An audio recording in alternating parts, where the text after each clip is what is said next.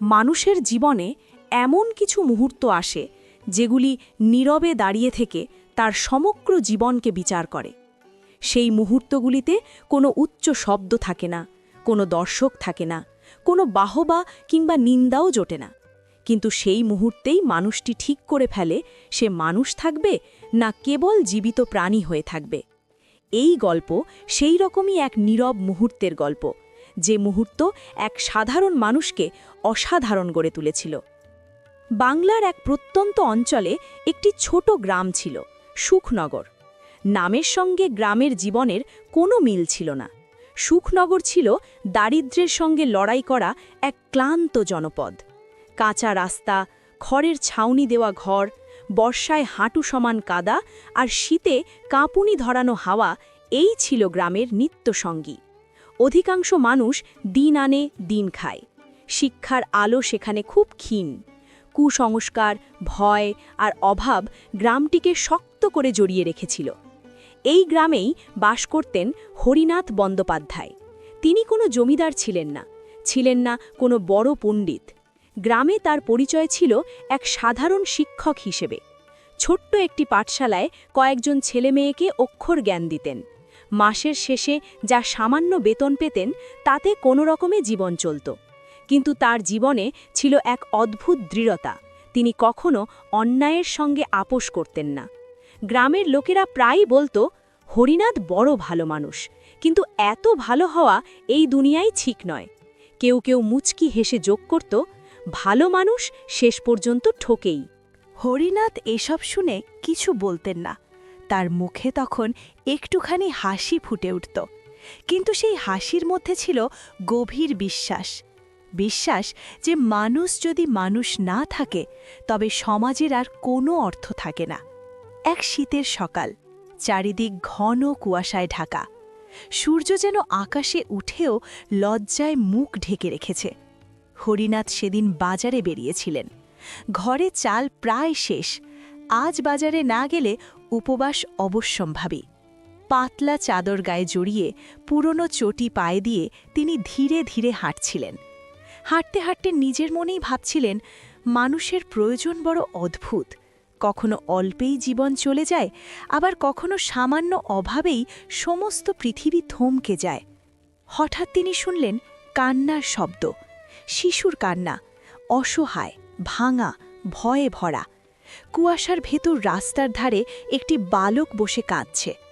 বয়স বড়জোর 10-11, গায়ে ছেঁড়া জামা, পা দুটো ধুলো মাখা, চোখে আতঙ্ক। হরিনাথ থামলেন, কাছে গিয়ে নরম গলায় বললেন, বাছা, কাঁদছ কেন? বালক প্রথমে কিছু বলতে পারল না। কাঁদতে কাঁদতে বলল, মশাই, আমার মা খুব অসুস্থ। ওষুধ আনতে বাজারে গিয়েছিলাম, ফেরার পথে টাকাটা পড়ে গেছে। হরিনাথ বুঝলেন, এ শুধু টাকা হারানোর কান্না নয়, এটি একজন মায়ের জীবন বাঁচানোর আশঙ্কার কান্না। তিনি নিজের থলিতে হাত দিলেন। থলির ভেতরে ছিল ঠিক 2 আনা, আজকের দিনের জন্য তার একমাত্র সম্বল। এক মুহূর্ত থামলেন তিনি। মাথার ভেতর হিসাব চলল। এই টাকায় তিনি আজ চাল কিনবেন, না কিনলে আজ না খেয়ে থাকতে হবে। কিন্তু সেই মুহূর্তে তার বিবেক তাকে আর কোনো হিসাব করতে দিল না।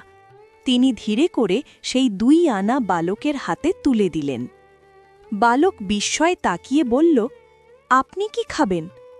হরিনাথ মৃদু হেসে বললেন, আজ যদি আমি না খাই তাতে কিছু হবে না, কিন্তু তোমার মা যদি ওষুধ না পান সে ক্ষতিপূরণ হয় না। বালকের চোখে জল আরও বেড়ে উঠল। সে হরিনাথের পায়ে হাত দিয়ে প্রণাম করে দৌড়ে চলে গেল। হরিনাথ একা দাঁড়িয়ে রইলেন কুয়াশার মধ্যে। তার পেট খালি, কিন্তু বুকের ভেতর এক অদ্ভুত শান্তি। তিনি মনে মনে বললেন, মানুষের প্রকৃত সম্পদ ধন নয়, দয়া।